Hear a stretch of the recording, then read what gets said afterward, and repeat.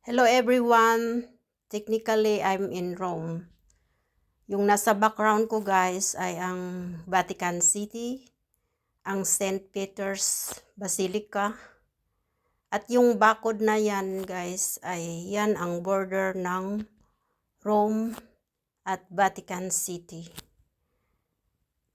2025 ay year ng Jubilee na sineselebrate ng Vatican at ng Rome. Hindi lang sa Rome or sa buong Italia, kundi worldwide ito guys. Either para sa mga debotong Katoliko o kagaya mo rin ako guys na hindi naniniwala sa simbahang Katoliko, it doesn't matter. Ito ay isang tradisyon ng Roma at ng Vatikano. Enjoy lang natin guys. Pinaghalong experience. It's a great experience and curiosity. Ano nga ba ang meron dyan sa Holy Doors na yan? Come with me guys. Samahan niyo po ako sa aking pagdaan sa mga Holy Doors na yan. Of course, unahin natin dito sa Vatican ang Holy Doors ng St. Peter's Basilica. Jubilee ay hinango sa Hebrew word na Yubel, meaning ram's horn. First Jubilee ay initiated by Pope Boniface VIII in 1300s.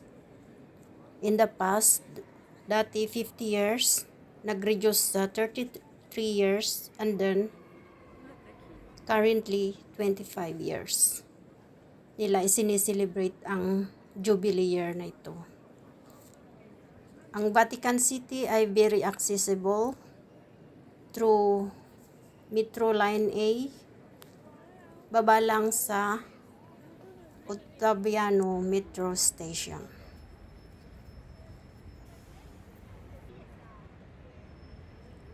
Ang next holy door na pinuntahan ko guys ay ang Santa Maria or Basilica di Santa Maria Maggiore. 350 meters lang from Roma Termini train station.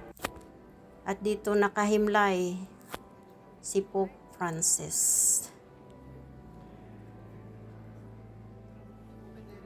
Kita nyo yung ceiling guys. Gold yan. Dinunit yan ng hari ng Espanya.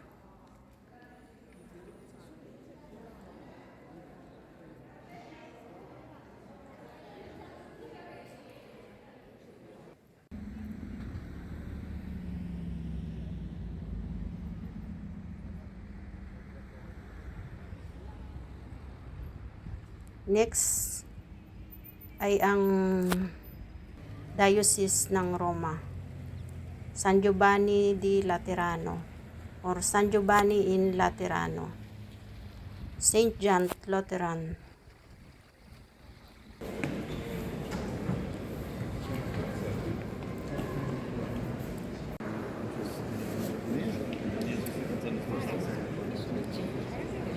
It serves as the seat of the Bishop of Rome. Ang Bishop ng Rome is none other than the Pope.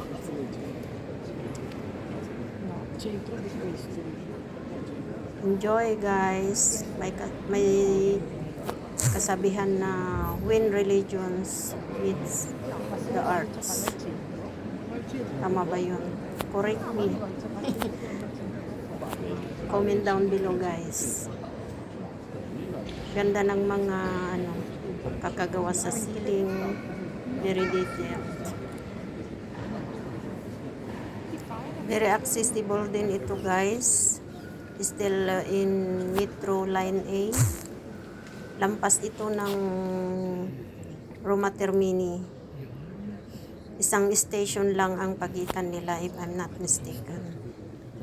Baba sa San Giovanni Metro Station, 10 minutes lang ang paglakad mula train station hanggang dito.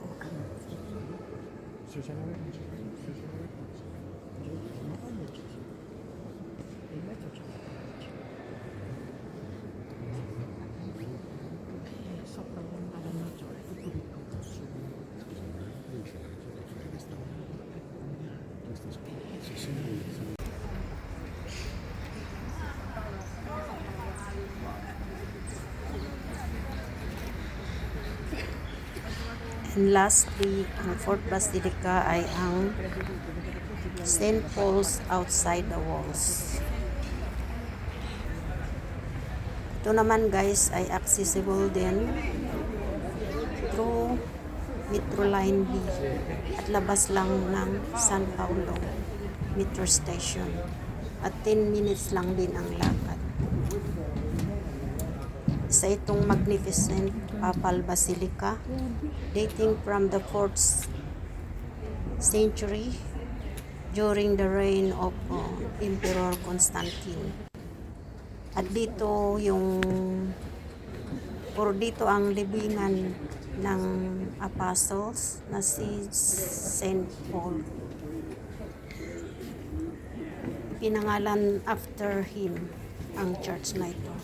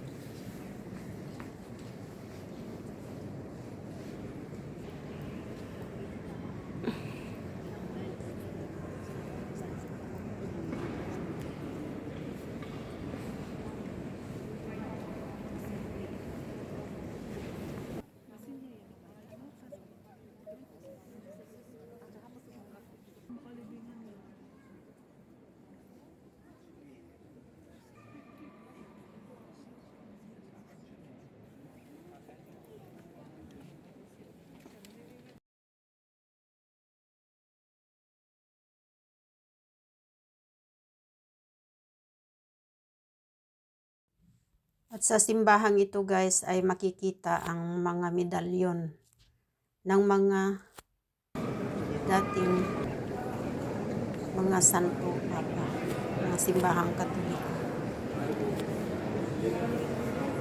At ang pinaka-highlights dyan guys, ayan si Pope Francis.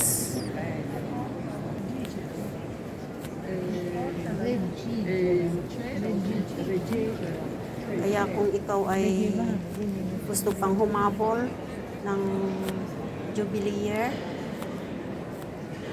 ay punta ka na guys. At mag-i-end ito ng January 6, 2026. Salamat po sa inyong panonood guys. A la próxima video. Ciao!